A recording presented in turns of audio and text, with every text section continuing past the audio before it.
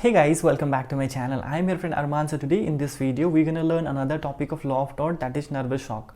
So what is nervous shock? We will look into it.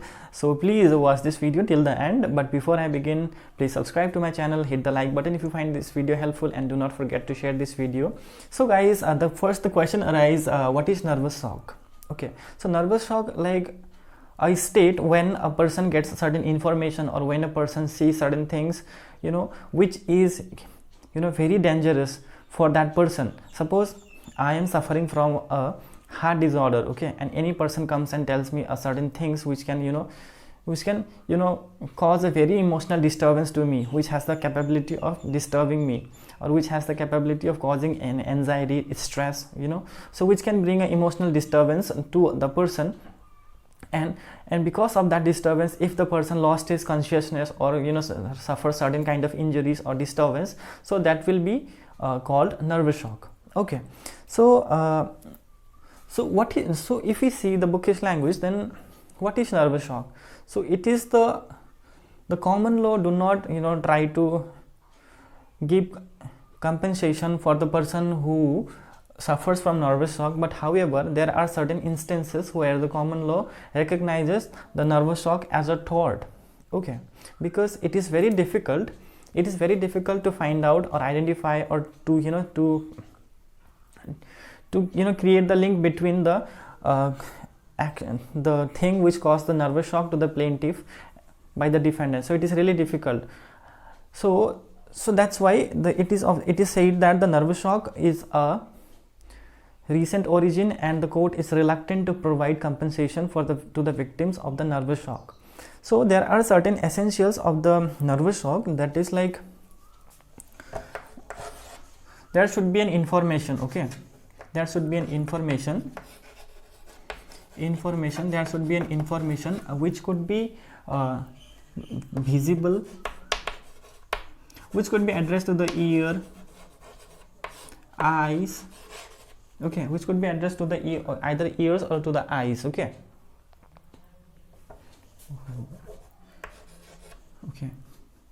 either to the ears or to the eyes. There should be a first information, and the information should be harmful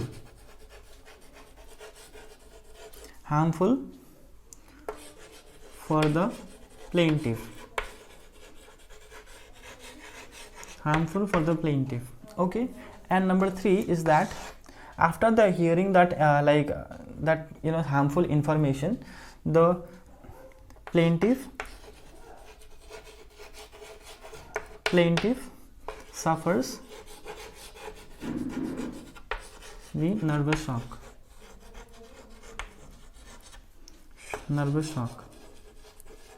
Okay, so this is the 3 ingredient. Okay, there should be an information either visible or which could be heard, or number 2, and the harmful and the information which is transmitted to the plaintiff, that should be harmful for the plaintiff, and the plaintiff suffers the nervous shock out of that. Let's take example to understand nervous shock. Okay, so there is a patient, okay, who has just gone heart surgery. Okay, so there is a person A who has undergone a heart surgery,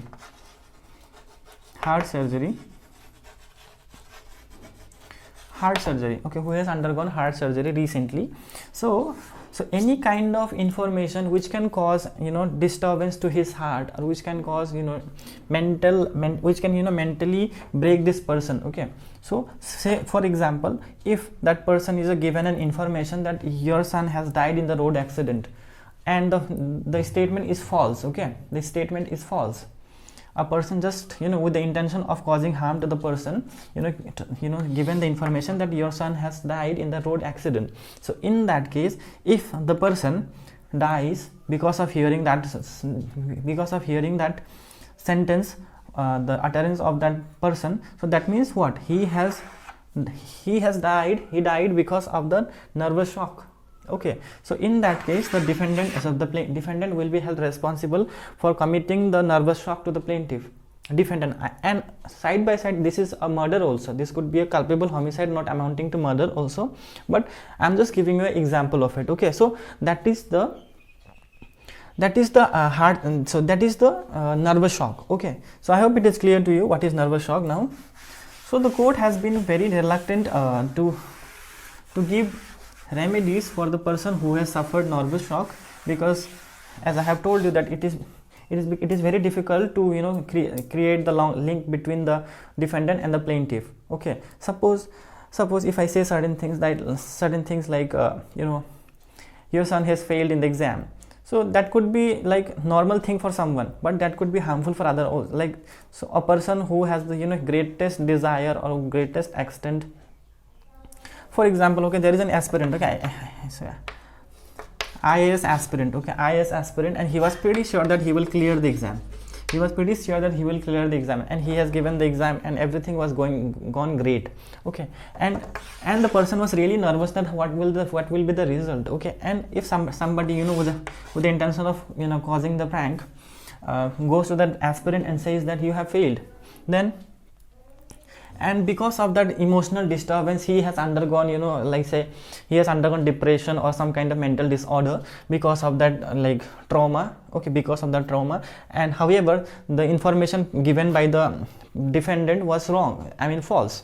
So in that case, whatever the injury suffered by that aspirant is, so that kind of sufferance will be called nervous shock. Okay, so in that case the plaintiff will get compensation from the defendant.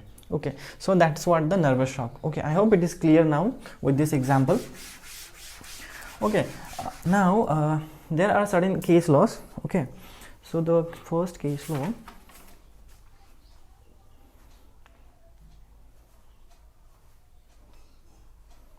Borhill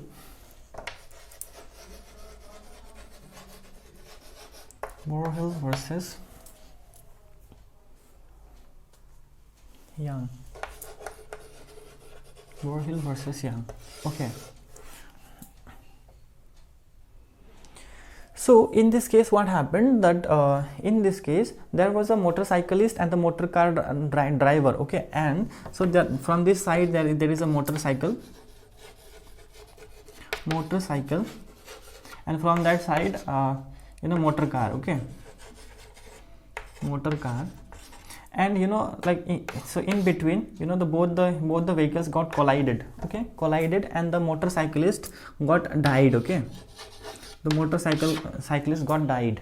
Okay, and what happened, and that body was removed from the place of death, and there were a fish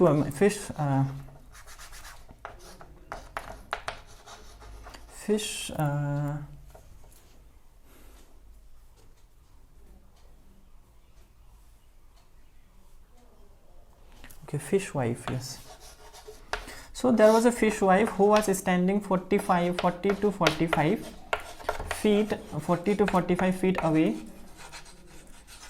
from the occurrence. Okay, so there was a fish wife she was standing 40 to 45 away from the place of accident. Okay, so she moved to the place of occurrence after the dead body was removed from the place. Okay, removed from the place away. So what happened when she saw the blood stain in the road, the blood stain on the roadside, there was a blood stain on the roadside, the blood was spilling on the road. She went there and she sees those blood, and because of by seeing the blood stain, she suffered the nervous shock and she was fainted, and she has lost certain she has got certain damages. Okay, so in that case the plaintiff filed a suit against the defendant because she has suffered the nervous shock. But what the court did, the court has denied to give compensation to the plaintiff. The plaintiff is fish wife. So fish wife means what? Fish wife means a lady who sells the fish. Okay, so that they were called as fish wife. Okay, so she was denied of the compensation because it is suffering the nervous shock by the fish wife is we cannot expect it. Okay, any reasonable man cannot expect expect that like any random person comes and suffers from the nervous shock. Okay, so there has to be certain near relationship. However, it is not necessary that there should be mutual relationship, then only the sufferance of the nervous shock will be counted. It is nothing like that, but like there has to be like proximity. There has to be proximity, as we have discussed in the remoteness of damage chapter. So there should be a linkage. Okay, there should be a proximity, like a common person, whether the common person can anticipate that this could cause the nervous shock to some other person. And so in this case, there is no certain possibility, there was not at all a possibility of suffering nervous shock by the fishwife. Okay, so that's why she was not given any kind of compensation. So this was the case. Okay, Borhill versus Young. Okay, so another case law, that is the important case law on this topic. So nervous shock is a very small topic. It will so after listening this lecture only, it will be easy and you don't have to read it again.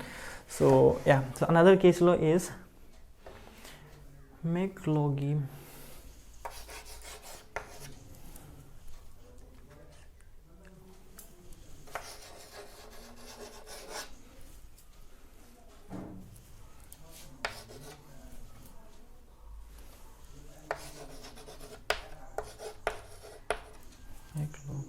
versus Brian.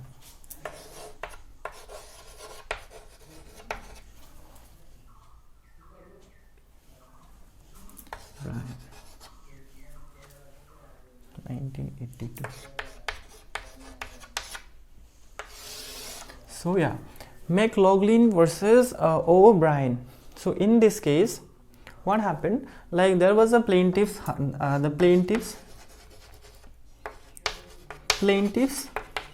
husband and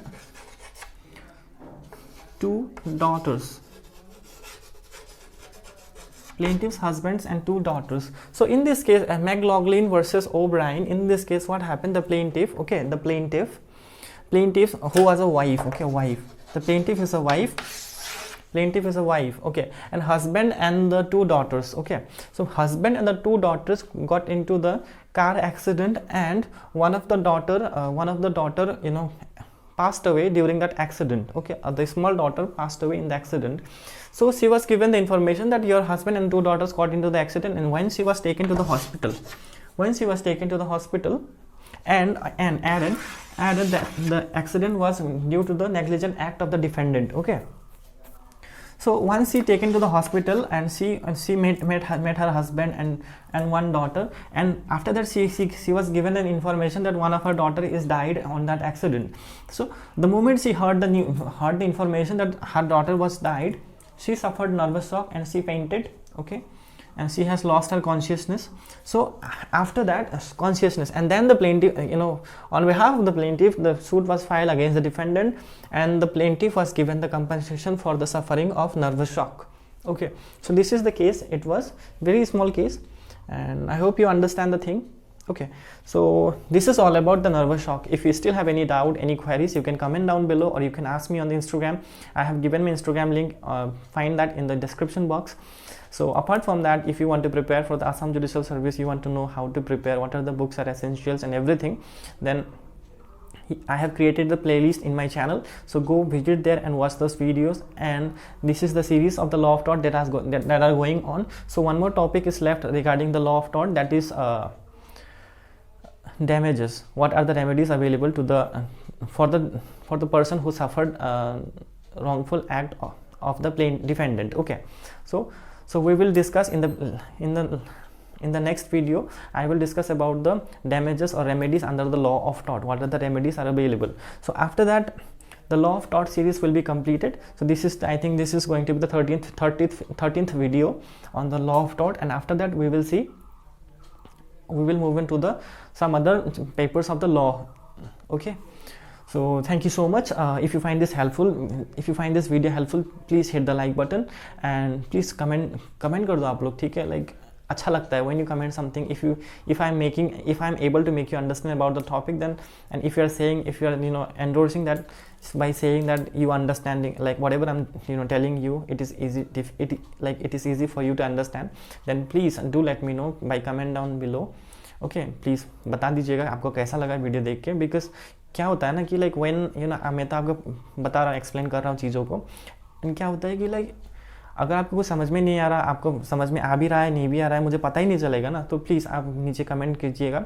उससे क्या होता है, मुझे हौसला बढ़ेगा. Okay, that really motivates me to create more contents, to put more effort to it. So इसलिए आप थोड़ा कमेंट कर दीजिए नीचे, बता दीजिएगा आपको कैसा लग रहा है, कुछ दिक्कतें हो रही है तो वो भी बता दीजिएगा, ठीक है.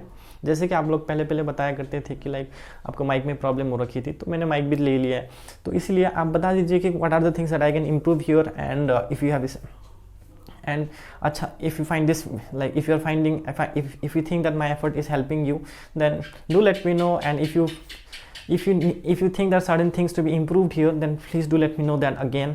Okay, so thank you so much once again for watching this video. Have a great day, guys.